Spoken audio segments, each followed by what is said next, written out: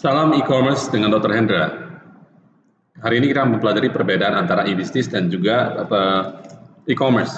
Juga fitur unik dari e-commerce itu apa sih? Ya, oke, kita mulai aja ya. Ini Niaga. Niaga juga termasuk commerce ya. Jadi kadang-kadang orang bilang ini ada perdagangan daring.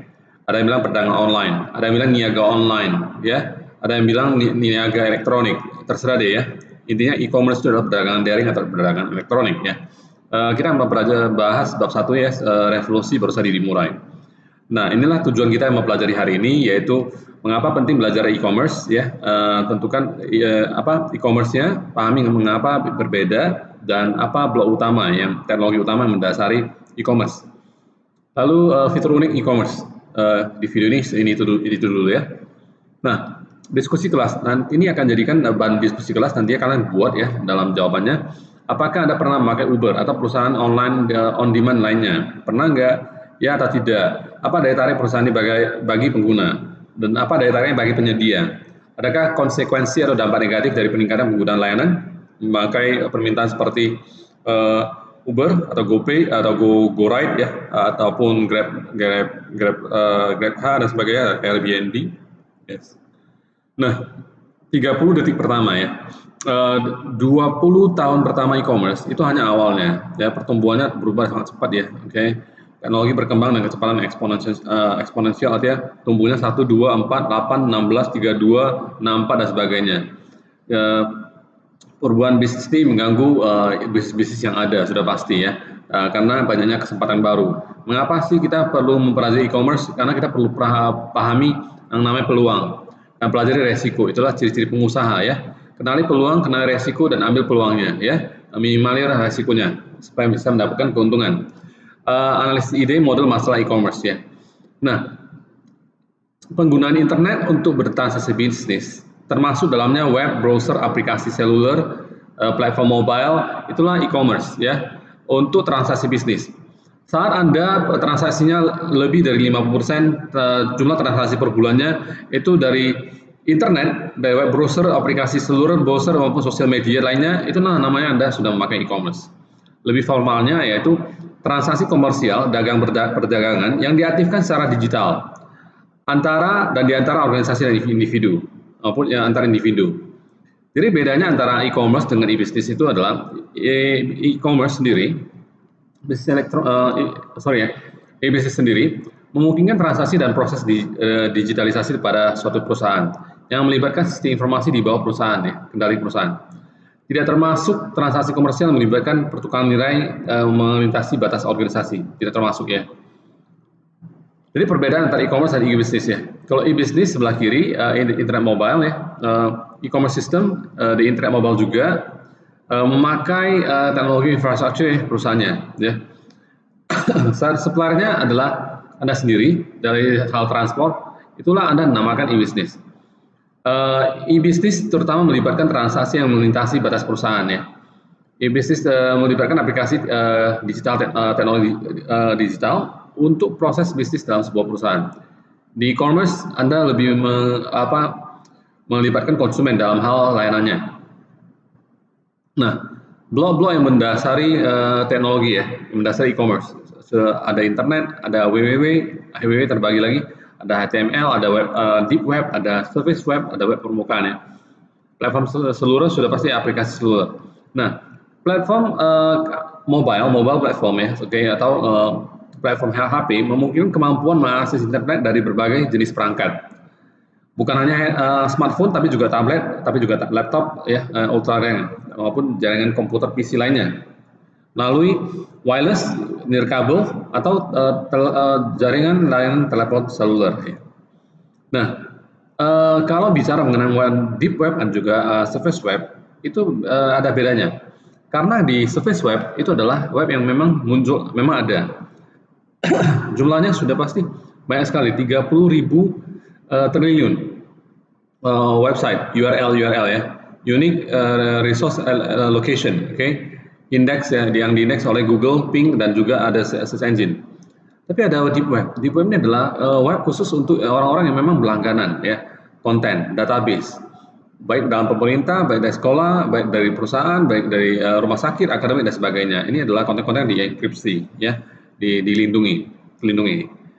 Jadi dalam web dilaporkan 5.500 sampai 1.000 kali lipat lebih besar daripada permukaan web di web ini. Di web berisikan database dan konten lain yang secara tidak rutin diindeks oleh mesin pencari seperti Google. Nah, data dari e-market ini menunjukkan bahwasanya lebih dari 80% dari semua pengguna internet di Amerika Serikat, 217 juta orang, dari 80% tersebut, itu online memakai desktop atau laptop ya, dan juga HP. Ya. Hampir 12%, 31 juta orang hanya online memakai HP aja. Ya, perangkat seluler ya. Perangkat seluler itu bisa pad dan sebagainya, bisa HP dan sebagainya. Hanya 7%, 19 juta yang hanya menggunakan komputer desktop dan laptop untuk mengakses internet ya. Jadi kalau memakai keduanya itu lebih banyak ya. Oke. Nah, diskusi kelas lagi. Akankah aplikasi web membuat web tidak relevan? Aplikasi itu adalah aplikasi yang ada di dalam Google Store atau Safari Store ya. Oke. Membuat web itu tidak penting lagi. Apa kelebihan dan kekurangan aplikasi dibandingkan dengan situs web untuk pengguna seluler? Dan apa manfaat aplikasi bagi pemilik dan pembuat konten? Akankah aplikasi akhirnya membuat web jadi tidak relevan? Mengapa ya, mengapa tidak? Jawab pertanyaan tersebut ya. Nah, akankah aplikasi web membuat tidak relevan? Beberapa sorotan ya, beberapa highlight ya. Januari 2014, untuk pertama kalinya orang Amerika memakai aplikasi seluler lebih banyak daripada komputer desktopnya untuk mengakses internet. Konsumen tertarik pada aplikasi karena beberapa alasan. Pertama, ponsel cerdas, komputer tablet, ya iPad misalnya, memungkinkan pengguna untuk memakai aplikasi di mana aja daripada harus ditaruh di desktop atau membawa laptop yang berat. Ya. Oke. Kedua, aplikasi lebih sering nyaman, membanggakan dan jauh lebih ramping ya, lebih compact. Ya, interface-nya elegan, tampilannya elegan ya, lebih mewah daripada browser di web seluler. Yes. Aplikasi jauh lebih menarik bagi pembuat konten dan juga perusahaan media. Aplikasi dan web akan datang bersama ya, dengan HTML5 membawa pengalaman aplikasi terbaik untuk web dan juga aplikasi terbaru yang berkembang kemampuan seperti web nantinya. Nah, beberapa fitur unik dari e-commerce, ada ubiquity, ada global reach, ada e-commerce, ada richness, interactivity, universal standard, information density, personalization, customization, social technology. Inilah beberapa fitur unik dari e-commerce yang akan dijelaskan pada pertemuan kali ini. Jadi teknologi itu menjadikan 8 unik fitur ya, mempengaruhi perilaku bisnis. Yang dimensi uniknya, e-commerce menyarankan banyak hal kemungkinan baru untuk pemasaran dan banyak hal untuk penjualan. Serangkaian perangkat interaktif ya, dua arah, personal, terpersonalisasi, dan juga kaya pesan tersedia untuk dikirim ke audiens yang sudah disegmentasi dan juga ditargetkan. Ubiquity, sudah pasti artinya di mana-mana, setiap waktu, 24 jam ya. Oke, buka e-commerce tersebut ya. Market space itu adalah virtual, dunia maya, migrasinya dari pasar ke pasar tradisional ke pasar virtual, maya. Biaya transaksi dikurangi, dulunya biaya transaksi berapa, sekarang jadi berapa. Biaya partisipasinya di sebuah pasar berkurang ya. Ubiquity. Contohnya, Anda dapat menjelajahi web di perangkat seluler Anda saat naik bus atau kereta api ya. Yes. Lalu yang kedua, jangkauan global. Jadi kalau di e-commerce itu transaksinya lintas budaya, lintas nasional ya. Ini tersedia ukuran pasar potensial untuk e-commerce pedagang adalah kira-kira sama dengan ukuran dunia online, populasi online ya. Oke. Bisa dipahami ya. Jadi pasar potensial e-commerce untuk semua merchant kira-kira sama dengan seluruh netizen yang online ya, orang-orang yang online. Standar universal. Standarnya sama ya, sama semuanya, seragam. Standar dibagikan oleh semua negara di seluruh dunia. Jadi mau masuk ke pasar di e-commerce itu biayanya lebih rendah daripada harus buka toko ya, biaya lebih besar. Oleh karena itu pedagang itu biayanya harus bawa barang mereka aja, yang itu biayanya.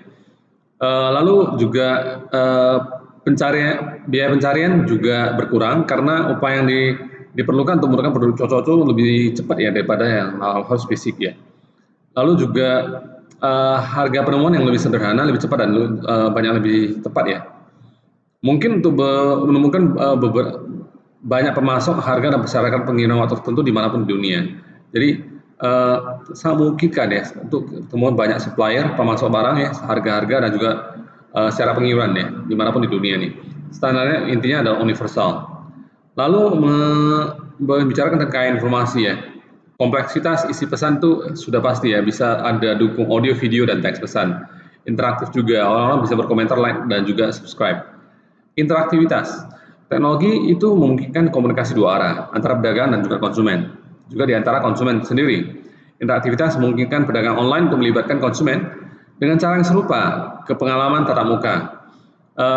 Komentar fitur, forum-forum, komunitas, jaringan-jaringan sosial dengan berbagai fungsi seperti tombol suka, like ya, dan juga share, bagikan, semuanya diaktifkan oleh konsumen supaya untuk berinteraksi secara aktif dengan pedagang maupun pengguna lain. Contohnya menggunakan jendela obrolan ya, chatting room ya, oke, untuk berinteraksi dengan dukungan teknis di situs merchant dari e-commerce. Kepadatan informasi ya. Keenam, keunikan yang keenam adalah jumlah seluruhnya, baik kualitas informasi tersedia untuk seluruh perilaku pasar, konsumen, dan pedagang adalah sama. Ya, informasinya sama. Informasi menjadi lebih banyak, lebih murah, berkualitas tinggi. Ya, ada asimetri informasi itu berkurang di antara pelaku pasar, ya, antara konsumen dan pedagang. Kan kalau misalnya di tradisional orang nggak tahu tuh, harganya sudah naik nih, harganya naik 100%, orang nggak tahu ya, pedagang nggak tahu bisa untung 100%, mereka nggak tahu karena nggak ada informasi ini. Dengan e-commerce, semua informasi itu adalah transparan, ya, cepat sekali. Lalu lebih transparansi, kemudahan dan konsumen yang mana bisa mengetahui varian harga di pasar. Ya, mudah sekali mengetahui harganya, lalu juga biaya transparansi, kemampuan konsumen untuk mengetahui biaya aktual ya yang dibayar oleh pedagang oleh sebuah produk ya, mereka juga bisa tahu. Mungkin lebih besar segmentasi pasar dan diskriminasi harga, jual barang yang sama atau barang yang hampir sama kepada kelompok berbeda dengan harga yang bisa berbeda ya. Nah, yang ketujuh adalah personalisasi atau customisasi. Namanya personalize. Personalize itu pedagang bisa menargetkan pesan pemasaran kepada orang-orang tertentu, individu tertentu dengan menyesuaikan pesan. Ya, sesuai dengan minat mereka, pembelian sebelumnya, dan juga nama mereka. Ya, oke, sesuai dengan individu yang berbeda. Customization tersebut mengubah produk lain yang dikirim berdasarkan yang apa yang disukai mereka atau perilaku yang sebelumnya. Jadi hasilnya keperan informasi itu meningkat ya, bukan hanya biasa-biasa saja. Sosial teknologi sosial ya, jauh lebih ke sosial, itu adalah media sosial yang mungkin pengguna membuat postingan sosial dan juga berbagi konten sosial ke seluruh dunia ya, berbagai jaringan masyarakat. Teknologi e-commerce menjadikan berbagai model ke banyak yang hal dengan komunikasi massal ya. Baik, sampai di sini dulu. Salam e-commerce dengan saya Dr. Hendra.